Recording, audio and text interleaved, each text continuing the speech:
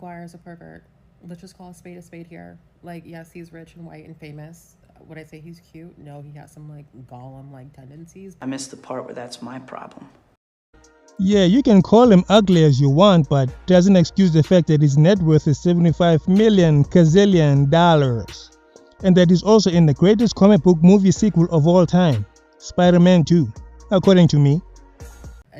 If you were a 20-year-old girl, hot girl out with your friends on the train and some 50-year-old man comes and sits near you and is like trying to pick one of you guys up, he's a creep and a pervert, right? If Tobey Maguire is a creep and a pervert for dating an adult, then I hope you have the same energy for those white, female school teachers grooming and sleeping with their students, or maybe one of these guys. Because we don't want to call you out for being a hypocrite now, do we? Like, if you're out with your girlfriends at a bar and some 50-year-old man is like trying to pick one of y'all up, he is a creep and a pervert, unless you got some game established, you know? And like for most girls, it's like, get some free drinks out of him. But if your game is a little bit elevated, it may be, you know, strategize an apartment, a car, a credit card, some beach house vacations, and, you know, some plans from now until New Year's.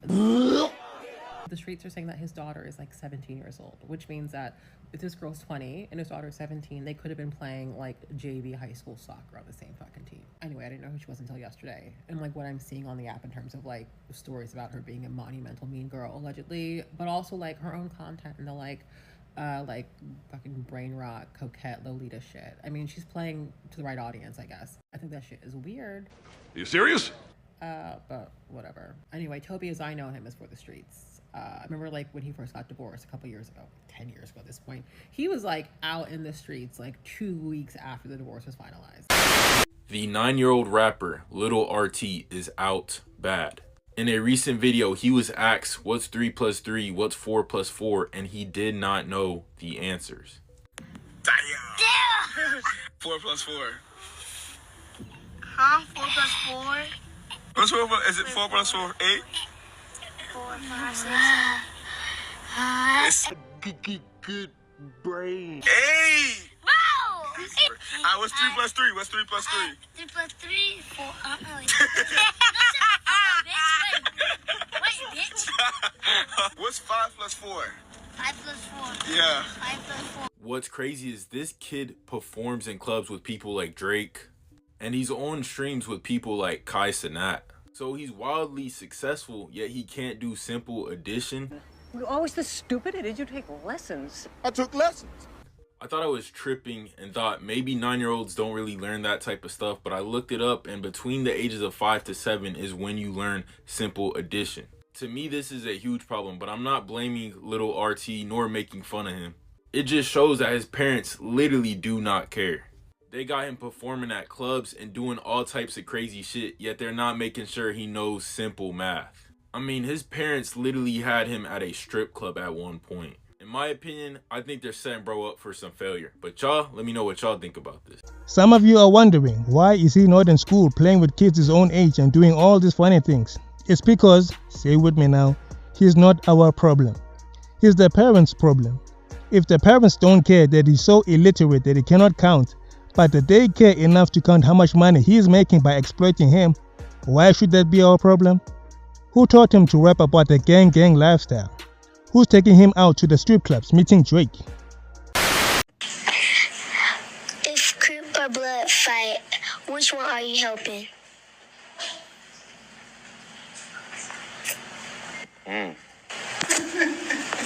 Who you helping? You gonna help her? So all the parents involved in this Lil RT 20v1, they need to be locked up. All the parents involved in this 20v1, FBI, please come get these ninjas because they need to be in jail. We all know the premise of these 20v1s when we see them for the adults. There's no way you should be parading your kids around. Anybody under 18 who doesn't have a right mind parading these kids around in a quote-unquote sexual flirtatious manner. What are we doing as parents? And I talked about Lil RT a few times. If y'all don't know, he's a rapper, don't know where he's from, I think from Ohio. He did a song with Doughboy. And then the song Lil RT featuring Doughboy, I think it's called 60 Miles.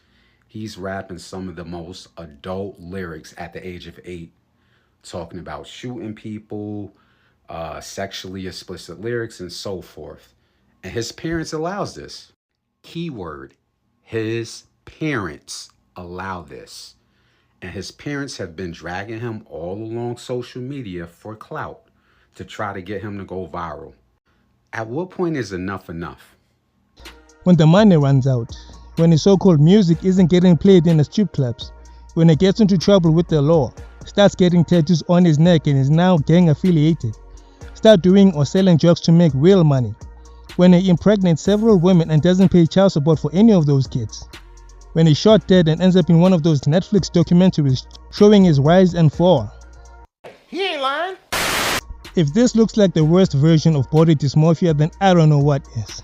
How much you think you spent in total on your surgeries? At this point, maybe like 300,000. Damn. Like on all my surgeries. When you give me like a lowdown of what you've had done, do you mind? Yeah, of course. So I've had a full facelift. That's why I have these scars like back here.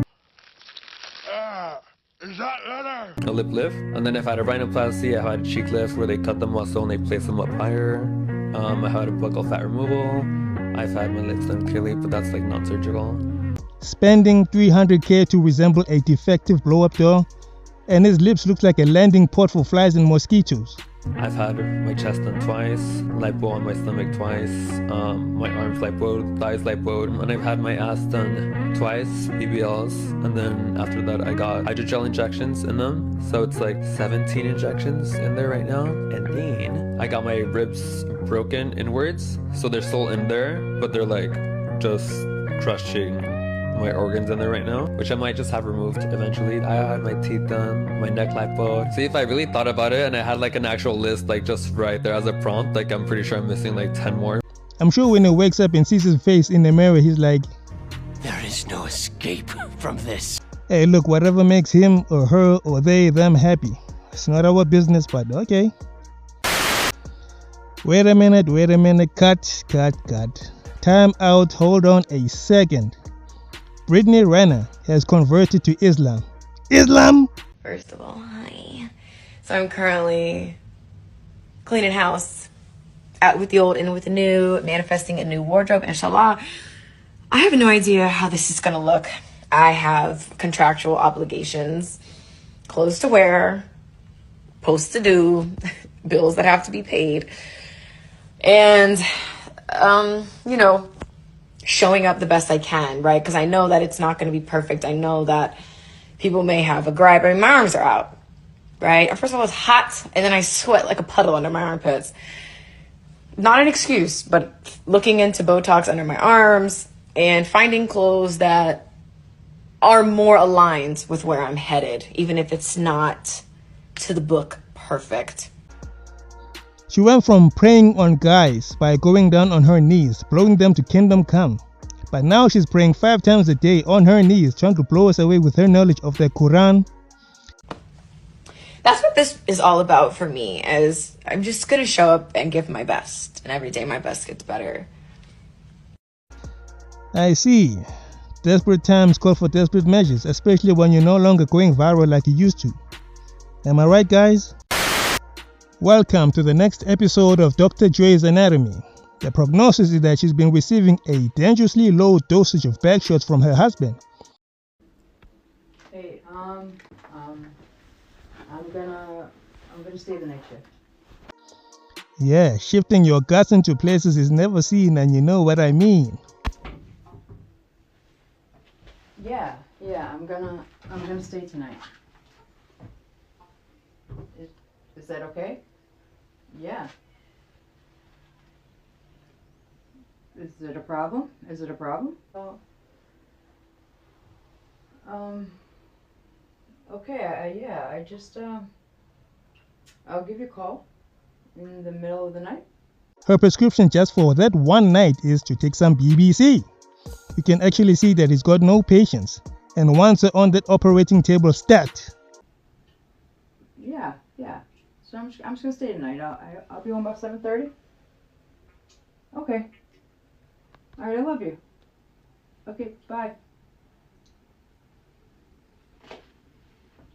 So you went for it? Yes. Not happy, but yeah.